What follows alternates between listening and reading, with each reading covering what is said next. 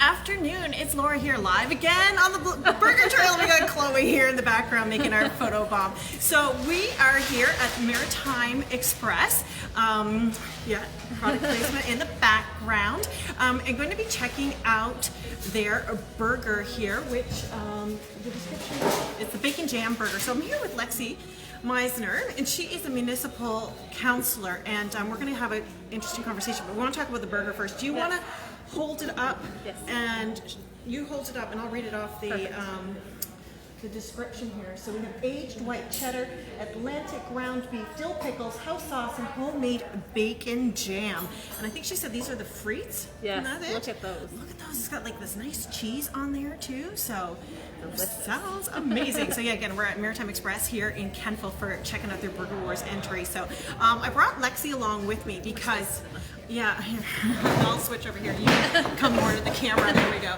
So that we're a little bit distant here. There we go. Perfect. And then once we'll keep shifting here. So one of the things, like, we get really excited about the burgers and get kind of wrapped up in the fun of all this wonderful food and supporting our local restaurants. But sometimes we kind of forget the basis or the root of why we're actually doing this. So that's why I brought Lexi on here to talk about a few issues in the community. So as you know, every time you eat one of the Burger Wars burgers, the $1 from every burger goes to Campaign for Kids to help kids in financial need right here in Kings County. So first of all, that's one of the questions I often get is why is it only Kings County that the money is staying for? And that is because Campaign for Kids, and I am the communications coordinator for that, is the main organizing body of Burger Wars, and that is our mandate, is to help kids in financial need in Kings County. So all the restaurants are made aware of that before even participating. So Campaign for Kids does a couple of things to help. We have a principals fund where we give $800 to schools to use to their discretion to help kids in financial need. We have bursaries and scholarships. And we also help with emergency funding. Often through an organization comes to us and asks for funding on behalf of a youth or a child who may have a need. It could be medication, it could be glasses, it could be fees for programs. So all of that kind of falls under the umbrella of Campaign for Kids. So this is why I also brought Lexi here, is because we really want to talk about child poverty in Kings County. It's a nice light lunchtime conversation, but it's so important to have. So I just did a few quick stats, and then I'm going to stop talking. So Nova Scotia is the third highest province. It has poverty rate in Canada. So the third, and like that's per capita. So like if you think like it's not just like, oh well, you're a small province, so all of the children are like in poverty. It's the fact like for our population in comparison to other populations, like a large part of our population is in poverty, living in poverty. In need, right here in Nova Scotia, and we are the highest in Atlantic Canada. Right here. And so in Nova Scotia alone, it says 1 in 4 children live in poverty. And according to the 2018 stats, so Kentville and area, again, that's where we are right now, 27.8% of kids are said to be living in child poverty. And that's one of the highest stats in Nova Scotia. As well, just in this Kentville area. So I want you to, I'm going to get you to move over. I'm going to come off screen a little bit. So just want you to talk about what's going on here and how we can help and what the issues are. We kind of talked about this a little bit the other day. We both knew that we don't know what day that was, but one day. And just talking about that, the pandemic has definitely like highlighted that for so many families, and childcare being out and families not being able to work.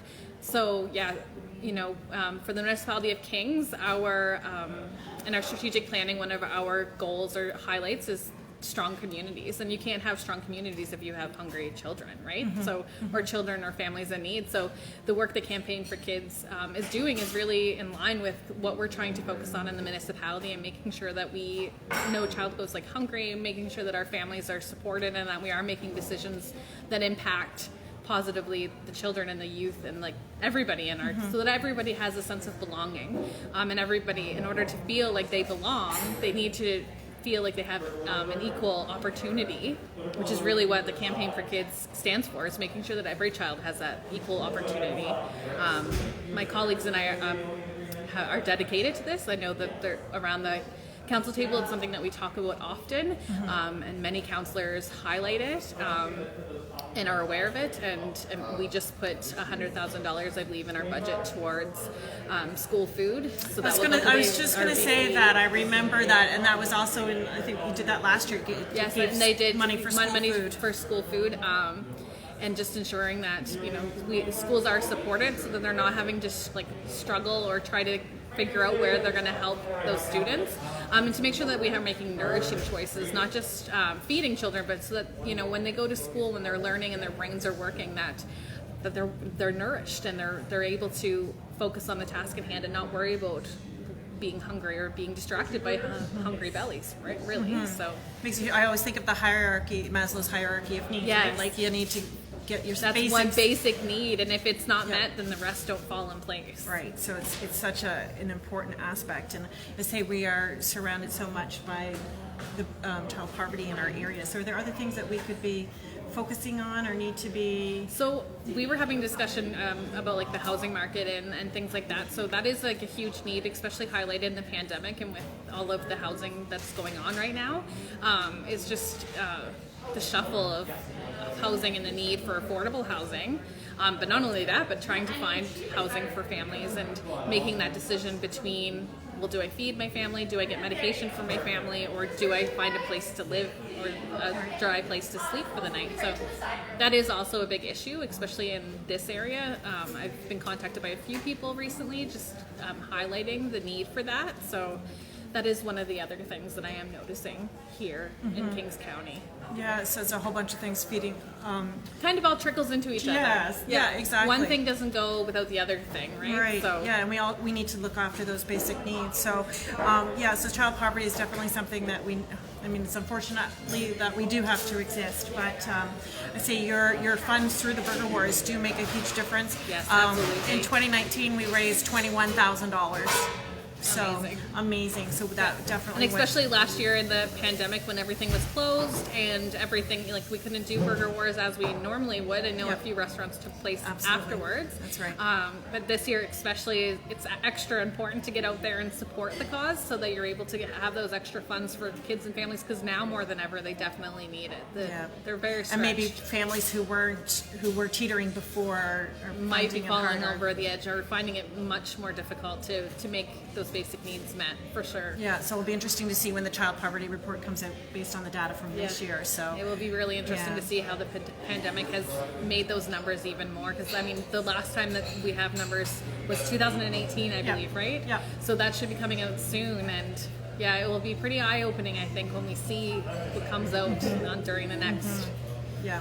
So anything else? I think those are the main topics we were chatting about before. Yeah. So it is really an important topic just to keep going with the Burger Wars. We've got I think eight more days, a little bit more than a week to come, and keep eating your burgers.